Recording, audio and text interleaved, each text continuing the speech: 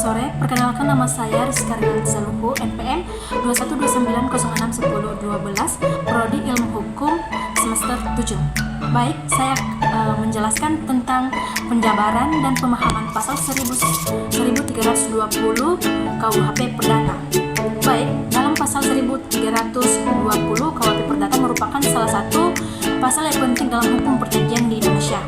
Pasal ini mengatur tentang syarat sahnya suatu perjanjian, yang berarti bahwa sebuah perjanjian baru dapat dianggap sah dan mengikat secara hukum jika memenuhi syarat yang tercantum dalam pasal tersebut.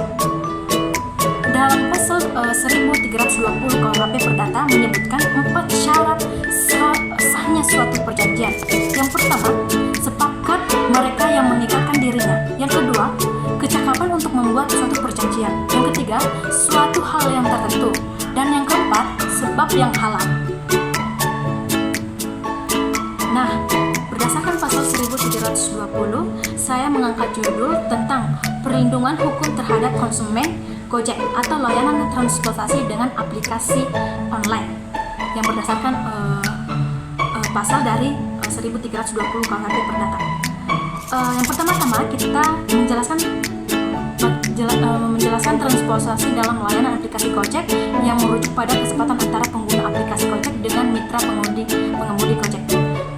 Yang pertama, kita jelaskan apa itu perjanjian ini. Dalam transportasi ini kita menyediakan suatu namanya perjanjian. Dalam perjanjian ini tidak secara langsung terjadi antara pengguna dan Gojek, melainkan antara pengguna dan mitra pengemudi. Dalam Gojek ini sendiri yang bertindak sebagai platform penyediaan layanan yang menghubungkan pengguna dengan mitra pengemudi Gojek, tidak terlibat dalam proses perjanjian transportasi secara langsung, melainkan menyediakan sistem dan infrastruktur yang memungkinkan pengguna dan mitra pengemudi untuk berhubung dan melakukan transaksi. Berikut adalah beberapa poin penting yang perlu diperhatikan dalam memahami perjanjian transportasi dalam layanan aplikasi Gojek. 1. Perjanjian tidak tertulis. Perjanjian transportasi dalam layanan Gojek ini umumnya tidak tertulis dan terjadinya secara implisit saat pengguna memesan layanan transportasi melalui aplikasi Gojek. Yang kedua itu kesepakatan tersirat, atau yang bisa tersirat ini terjadinya satu penggunaan menyetujui tarif dan rute yang ditawarkan oleh mitra pengemudi melalui aplikasi Gojek. Yang ketiga, kewajiban mitra pengemudi. Maksudnya ini, pengemudi memiliki suatu kewajiban untuk menjalankan layanan suatu transportasinya.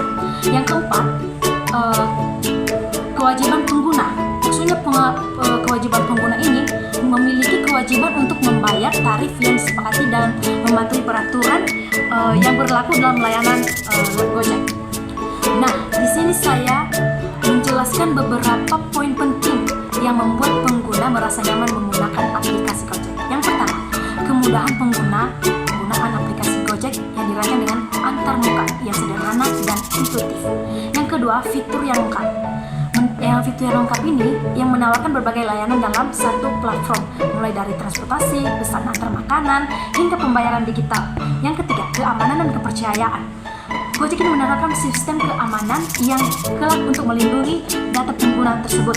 Yang ketiga, kecepatan dan efisien. Aplikasi Gojek ini memungkinkan penggunaan untuk memesan layanan dan melakukan pembayaran dengan cepat dan mudah.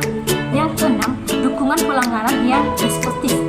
Gojek menyediakan layanan pelanggaran yang responsif untuk membantu pengguna menyelesaikan masalah yang mereka alami. Nah, oke. Di penjelasan saya tadi, di sini kita bisa menyimpulkan bahwasannya perlindungan hukum bagi konsumen dalam kasus ini adalah bagaimana negara melindungi warganya dari layanan transportasi dalam aplikasi Gojek yang mendapati adanya ketentuan yang tidak sesuai dengan pasal 1320 KUHP Perdata. Mengingat banyaknya segi dari masyarakat yang menggunakan layanan ini membuat para pengguna layanan transportasi ini dapat dalam ketentuan pengguna ini tidak mengetahui secara utuh bahwa salah satu klausanya jelas pihak yang dapat menjadi penumpang Gojek dalam ketentuan pengguna hanya merangkalkan minimal usia konsumen Gojek yaitu 21 tahun sesuai hukum perdata. Namun pada kenyataan banyak sekali penumpang Gojek yang rata-rata masih berusia di bawah 21 tahun.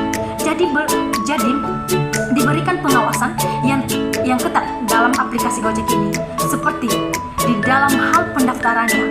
Pertama kali dalam aplikasi tersebut merupakan bagian dari pemenuhan norma hukum pada aplikasi Gojek tersebut, seperti hal usia dalam aplikasi Gojek yang dibatasi tahun kelahirannya. Baik, itu saja yang bisa saya jelaskan dalam perlindungan hukum terhadap konsumen Gojek layanan transportasi dengan aplikasi online berdasarkan pasal 1320 KUHP Perdata. Baik, terima kasih. Selamat sore.